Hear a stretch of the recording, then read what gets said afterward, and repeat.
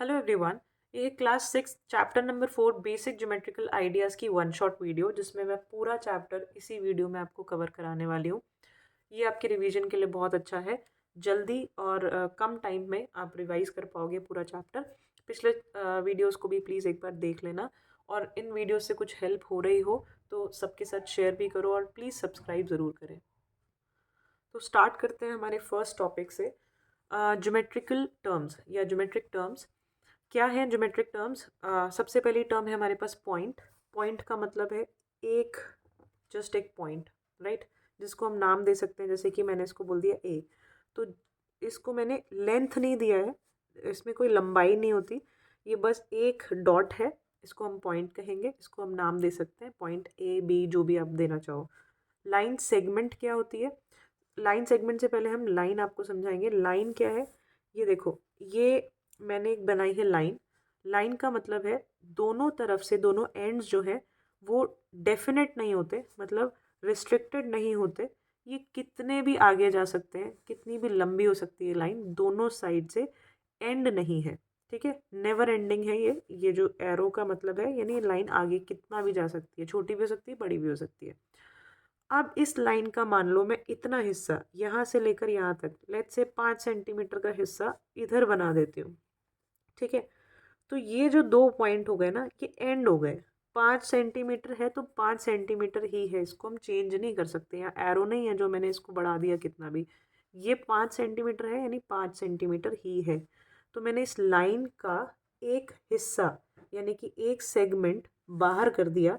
उसकी एक definite length है, दो एंड पॉइंट्स हैं, इसको हम कहेंगे लाइन सेगमेंट। लाइन की सेगमेंट है, यानी कोई लेंथ थी लाइन में, उसकी उसका एक हिस्सा हमने बाहर कर दिया, इसका डेफिनेट लेंथ होता है, दो एंड पॉइंट्स होते हैं। आगे बढ़ते हैं इंटरसेक्टिंग लाइंस की तरफ। इंटरसेक्टिंग लाइंस कौन सी होती हैं? एक लाइन उसके ऊपर दूसरी लाइन उसको काटती हुई जा रही है, किसी भी फॉर्म में उसको एक पॉइंट पे कट कर रही है। ऐसी दो लाइन को हम बोलेंगे इंटरसेक्टिंग लाइंस। ये इंटरसेक्ट कर रही हैं एक दूसरे को, ठीक है। अब ये ऐसे भी हो सकती है एकदम परपेंडिकुलर, यानी 90 डिग्री पे इंटरसेक्ट कर रही हैं दो लाइंस। लाइन को नाम आप ऐसे दोगे, जैसे ये एल लाइन हो गई, एक साइड लिख दो एम, ये एम लाइन हो गई, ये एल लाइन हो गई। तो लाइन एल एम को इंटरसेक्ट कर रही है, राइट। इसके बाद आता है पैरेलल लाइंस। पैरेलल लाइन क्या होती है? ऐसी लाइन जो कभी एक दूसरे को टच नहीं करती, या ऐसे बोल सकते हो कि इन दोनों के बीच की जो दूरी है वो हमेशा सेम रहेगी, कभी भी चेंज नहीं होगी, जैसे रेल की पटरियाँ होती हैं, इनको कहते हैं पैरेलल लाइंस। अब आते हैं रे। रे को मैंने बाद में लिखा है, पता नहीं क्यों। तो रे क्या है? एक पॉइंट से निकलती हुई एक तरफ, एक डायरेक्शन में लाइन, एक साइड एरो मिलेगा आपको और एक साइड एक पॉइंट मिलेगा, यानी इस लाइन को, इस रे को हम एक ही तरफ एक्सटेंड कर सकते हैं, दूसरी तरफ एक एंड पॉइंट है, ठीक है। इसको हम रे कहते हैं। रे से ही बनता है एंगल, दो रे को जोड़कर एंगल बनता है, जिसको हम आगे पढ़ेंगे। नेक्स्ट देखते हैं कर्व क्या होता है। कर्व का मतलब, ध्यान से सुनना इस चीज़ को, या तो स्ट्रेट या तो स्ट्रेट ना हो, ऐसी कोई भी लाइन बिना पेंसिल को उठाए अगर आप ड्रॉ करते हो उसको कर्व कहते हैं। कुछ लोग सोचते हैं कर्व मतलब घूमी हुई लाइन ही, जैसे अगर मैं ऐसे घुमाऊं तो ये ही कर्व होगा। स्ट्रेट लाइन भी कर्व हो सकती है, ध्यान रखना। नॉन स्ट्रेट लाइन भी कर्व है। बिना पेंसिल को उठाए बनना चाहिए, बस जैसे एक ही फ्लो में आपने कुछ ड्रॉ कर दिया, this is a curve, simple, ठीक है। अब तीन तरह के कर्व है, simple curve, open curve and closed curve. Simple curve का मतलब है कर्व जो है आपस में एक दूसरे को क्रॉस नहीं करेंगे, जो लाइन है वो आपस में एक दूसरे को क्रॉस नहीं करेगी। जैसे जैसे ऐसे नहीं हो सकता, ये देखो मैंने क्रॉस कर दिया, एक लाइन दूसरे के ऊपर से चली गई, तो ये आपका सिंपल कर्व नहीं है, ठीक है। सिंपल कर्व मतलब जैसे आपने कुछ ऐसा बनाया, ये बनाया, क्रॉस नहीं कर रहा है कुछ, बस एक कर्व है, सिंपल कर्व। ओपन कर्व मतलब खुला हुआ कर्व, जहाँ पे एंड पॉइंट जो है जॉइंट नहीं है, जैसे ये जो मैंने अभी बनाया, ये एक ओपन कर्व है। इसी तरह आप एक सर्कल जैसा कुछ बनाओ, बट कंप्लीट मत बनाओ, तो ये ओपन कर्व हो गया। देखो एक एंड इधर है, एक एंड इधर है, दोनों जॉइंट नहीं है, एक नहीं है। क्लोज्ड कर्व क्या हो गया? इसी चीज़ को ज्वाइन कर दो, स्टार्टिंग पॉइंट और एंडिंग पॉइंट एक ही जगह आ गया, ये आपका क्लोज्ड कर्व हो गया। बहुत ही सिंपल है। आगे बढ़ते हैं। पॉलीगन्स क्या होते हैं? पॉलीगन एक नॉर्मल क्लोज्ड फिगर है जो लाइन सेगमेंट से बनी है, ठीक है। बहुत सारी लाइन सेगमेंट को ज्वाइन कर दो, पॉलीगन बन जाएगा। जैसे कि मैंने एग्जाम्पल के लिए पेंटागन बनाया है। ये 5 साइड वाले जो भी शेप होती है उसको पेंटागन कहते हैं। तो यहाँ पे साइड्स जो हैं देखो क्या क्या है। ए बी से शुरू करते हैं। ए बी एक साइड है, उसके बाद बी सी एक साइड है, सी डी एक साइड है, डी ई एक साइड है और ई ए एक साइड है। साइड का नाम आपको कैसे लिखना होता है, ए बी एक साइड हो गई पूरी, मतलब उसका स्टार्टिंग पॉइंट और एंडिंग पॉइंट पूरा लिखना है, ठीक है। तो साइड्स आपको समझ आ गया। अब देखते हैं एडजेसेंट साइड्स क्या होंगी। एडजेसेंट मतलब जो एक दूसरे के साथ साथ लगी हुई हैं। जैसे कि ए बी के साथ कौन सी साइड है, बी सी लगी हुई है, बिल्कुल साथ। एक जो वर्टेक्स है, वर्टेक्स होता है एक पॉइंट, किनारा, ठीक है। ये जो वर्टेक्स है कॉमन हो, एडजेसेंट साइड्स हो गए जिनके वर्टेक्स जो है सेम होता है। जैसे बी वर्टेक्स से एक ये साइड निकल रही है, एक ये साइड निकल रही है, तो बी सी और बी ए जो है एडजेसेंट हो गए।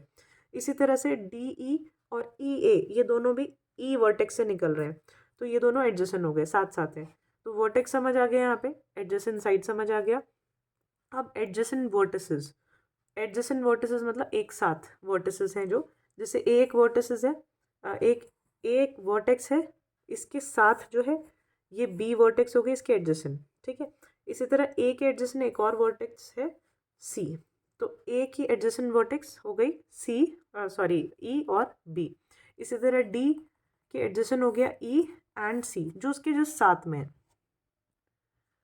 इसी तरह से आप देखते हैं डायगनल्स क्या होती हैं। सो डायगनल का मतलब है कि जो भी वर्टिसेस है ना वो आपस में ऑपोजिट वर्टेक्स को अगर आप मिला दो तो डायगनल बन जाती हैं। ये मोस्टली शेप के अंदर से जाती हैं। जैसे ये देखो मैंने ए डी को मिला दिया, ए सी को मिला दिया, तो ये बन गई डायगनल। इसी तरह बी ई को मिला दिया या बी डी को मिला दिया, ये बन गई डायगनल। इसी तरह ई सी एंड ई बी ये बन गई डायगनल, ठीक है। तो एक फिगर के ऑपोजिट वर्टेक्स को मिला देना शेप के अंदर, उसको हम डायगनल कहते हैं। नेक्स्ट आते हैं हम लोग ट्रायंगल पे। ट्रायंगल का मतलब क्या है, 3 साइड से बनी हुई शेप को हम ट्रायंगल कहते हैं। 3 एंगल्स होंगे इसमें और 3 साइड्स होंगी, 3 ही वर्टेक्स होंगी। कौन कौन सी, किनारे देखो A B and C, 3 vertex हो गई। 3 ही साइड, पहली साइड ए बी, फिर दूसरी बी सी और तीसरी सी है।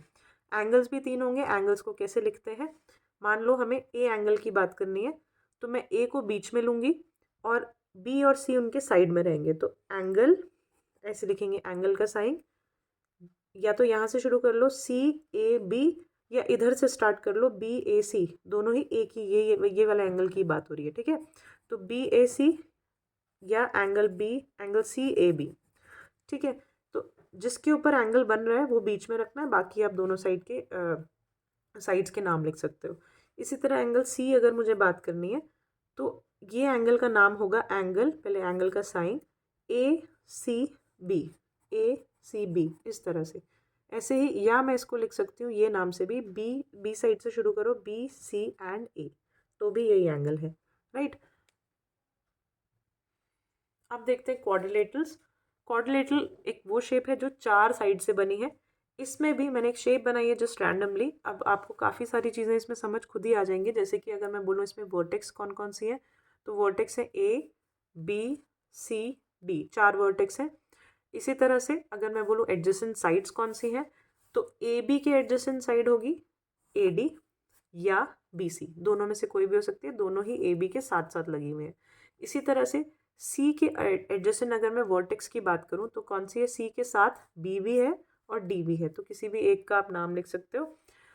नेक्स्ट आता है इसमें कितने एंगल्स हैं, इसमें 4 एंगल्स हैं, एक ये वाला, एक ये वाला, एक ये वाला, एक ये वाला। इन चारों को हम बोलेंगे इंटीरियर एंगल्स क्योंकि अंदर बन रहे हैं। इसी तरह ट्राइंगल में भी था, अगर ट्राइंगल की किसी कोई भी शेप हो, ज़रूरी नहीं है ट्राइंगल ही हो, कोई भी शेप अगर हम अंदर कोई पॉइंट हो, इसके भी अंदर पॉइंट है तो हम इसको बोलते हैं इंटीरियर ऑफ द ट्राइंगल या इंटीरियर ऑफ द क्वाड्रिलेटरल। अगर कोई शेप के बाहर कोई पॉइंट है तो हम इसको बोलेंगे एक्सटीरियर ऑफ द शेप या एक्सटीरियर ऑफ द क्वाड्रिलेटरल या जो भी शेप है, राइट। तो ये कुछ चीज़ें आपको ध्यान रखनी है। इसमें भी डायगनल्स के नाम आप लिख सकते हो, जैसे डायगनल इस वर्टेक्स को इसकी ऑपोजिट वर्टेक्स के साथ ज्वाइन करो तो बी डी एक डायगनल हो गई।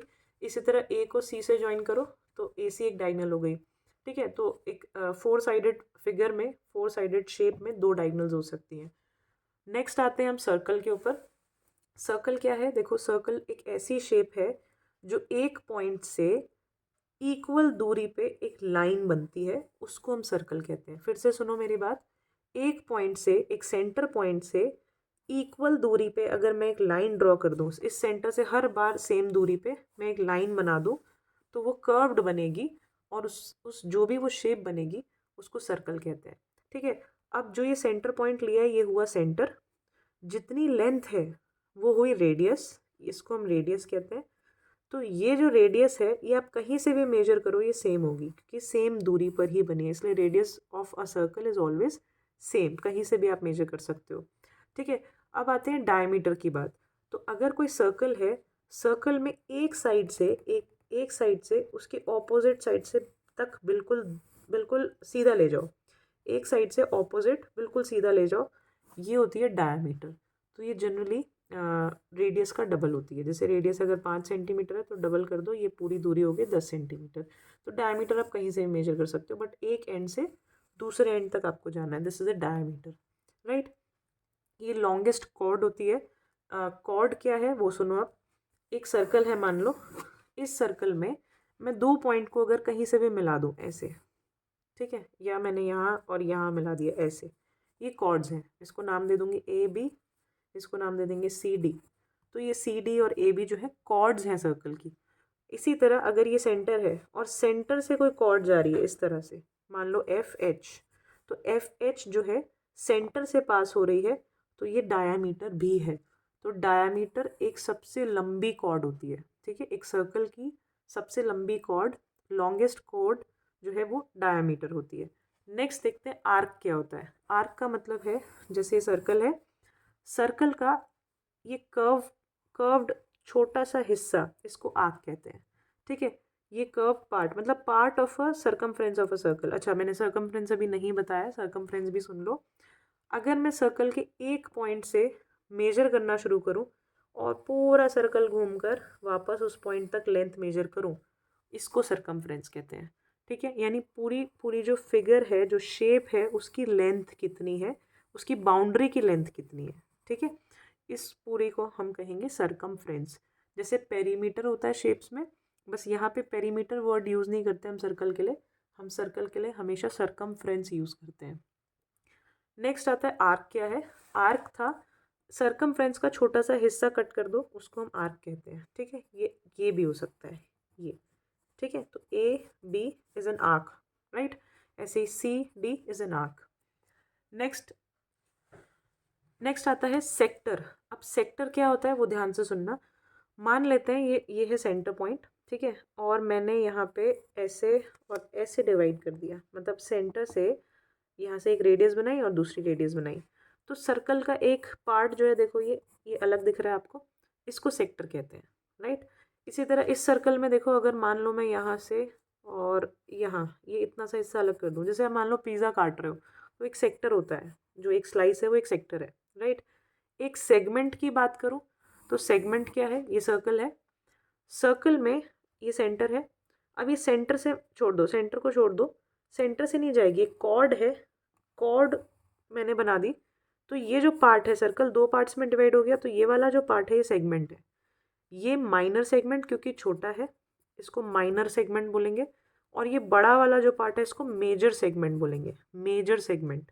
ठीक है, इसी तरह यहाँ पे देखो, रेडियस से डिवाइड हो रहा था तो सेक्टर था, कॉर्ड से डिवीजन हो रहा है सर्कल का तो सेगमेंट बन रहा है। बहुत ध्यान से सुनना, बच्चे बहुत कंफ्यूज जाते हैं दोनों में। ठीक है, लास्ट आता है सेमी सर्कल। सेमी सर्कल क्या है, एक सर्कल उसका आधा कर दो, तो ये जो आधा सर्कल है इसको सेमी सर्कल बोलते हैं। Semi means half. ठीक है, तो half circle is a semi circle, बहुत ईजी है। ये सारे वीडियो को थोड़ा अगर स्पीड लग रही है आपको कि बहुत जल्दी जल्दी जल्दी जल्दी मैंने सिखा दिया, तो आप थोड़ा सा इसको पॉज करके भी देख सकते हो। और अगर एक एक टॉपिक पे डेडिकेटेड वीडियो देखनी है तो भी मैंने प्लेलिस्ट बनाई हुई है प्रॉपर। आप उस प्लेलिस्ट पे क्लास 6 के पर्टिकुलर चैप्टर पे जाके एक एक टॉपिक को अच्छे से कवर कर सकते हो। और प्लीज़ अगर अच्छा लग रहा है, समझ में आ रहा है, पढ़ाने का तरीका पसंद आ रहा है, तो सब्सक्राइब ज़रूर करना और अपने फ्रेंड्स के साथ शेयर करो।